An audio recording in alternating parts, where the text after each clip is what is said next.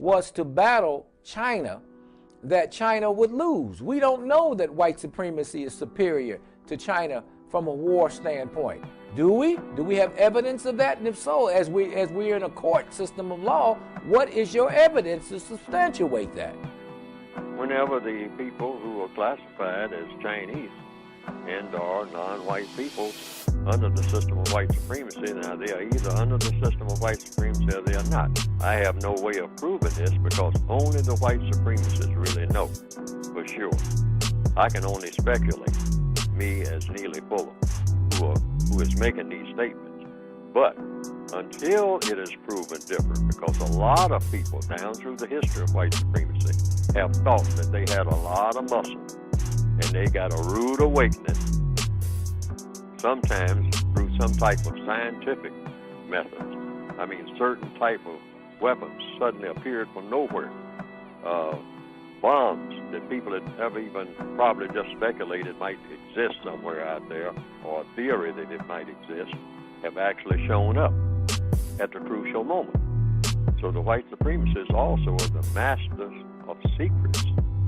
So they will put out feelers. I mean, they will put out little scenarios where people will begin to flex their muscles, you might say.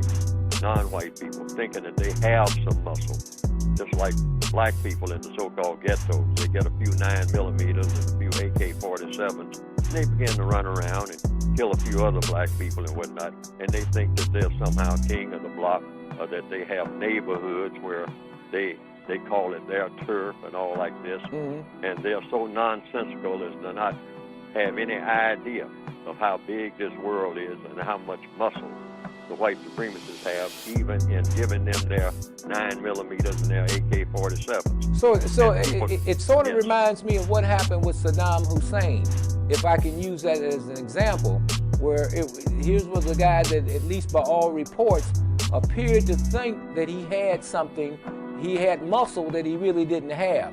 And so he was led to believe that he could really stand up and deal with something, and then when the real deal went down, he was obliterated.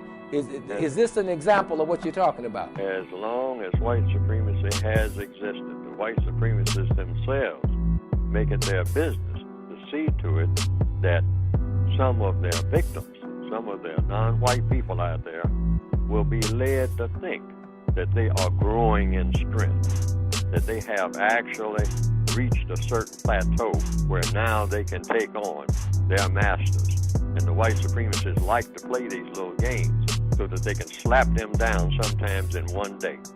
In one day, they can obliterate all of them. They won't know what hit them. And then they go walk around stunned, saying, well, we miscalculated. Neely, stay right there. Stay right there. More to come with Neely Fuller on This is Khari.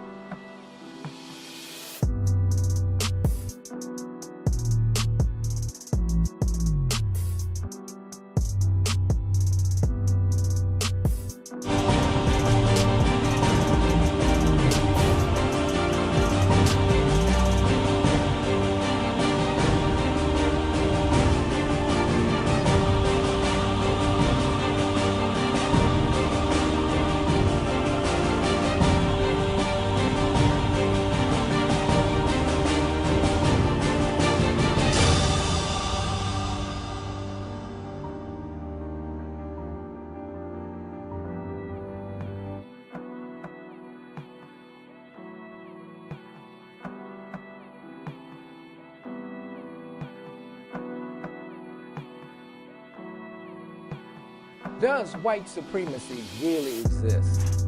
With the election of President Barack Obama, we're supposed to be living in a post-racial state. At least that's what some of the sociologists are saying. Is it true, or is it a falsehood?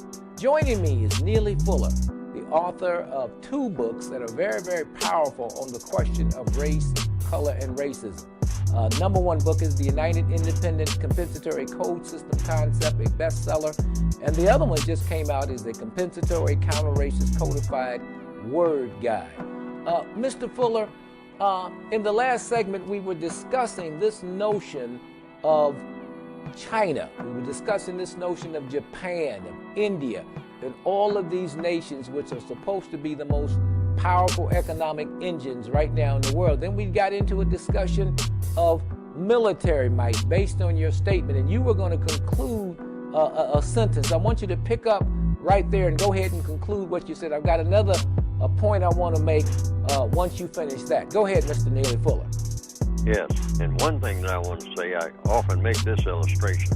The white supremacists like these type of what they call war games because they are warlike people. They believe in destruction. They believe in building up to tear down. They are experts in building things. They build things very well. And then they come along 15 minutes later and say, okay, I built it. I can tear it down. And so they'll do that. So they build up people the same way. Sometimes they will arm their slaves, so to speak. Or they will feed their foxes, you might say. I sometimes give that illustration. It's like a fox hunt. They have the fox. The fox is there in a cage. They will feed the fox. They will nurture the fox. If the fox looks like it's getting a little sick or something like that, they will nurse the fox back to health. And then on a nice spring day, they will say, okay, turn the fox loose. And they will watch the fox disappear into the forest. And then they'll say, okay, saddle up, boys, and let's go get him. And then they will take off after the fox. And they might show a little mercy when they catch the fox and put it back in the cage. Or they might decide to club the fox to death. Or they might decide to shoot the fox. And then they all break out the grog and the rum. And they say, that was a wonderful day for hunting. And they do their non-white people the same way. They build them up to tear them down. That's if they build them up at all. Sometimes they don't build them up at all. Sometimes they just kind of hold them in abeyance. Like whole millions of people are just starving every day. Like what's happening traditionally in Africa in the last all the time. Some people are dying by the thousands in what we call Africa all the time. And the white supremacists go and take a look and photograph them and all like that, like they would a bunch of animals and whatnot. And they ride around and say, well, the people look like they're in kind of pitiful condition and whatnot. But we don't want them to completely disappear, so we'll give them just enough to get by on. And of course, keep them squabbling among themselves, keep the tribes fighting each other and all like that. And that's excellent entertainment. I mean, it's like a fast forward of the Roman Colosseum scenario, which is what they always worship, always talk about, put it in their history books and whatnot. I mean, the Colosseum is the one thing that we want to preserve as remembrance of what we are all about, what we really pay attention to.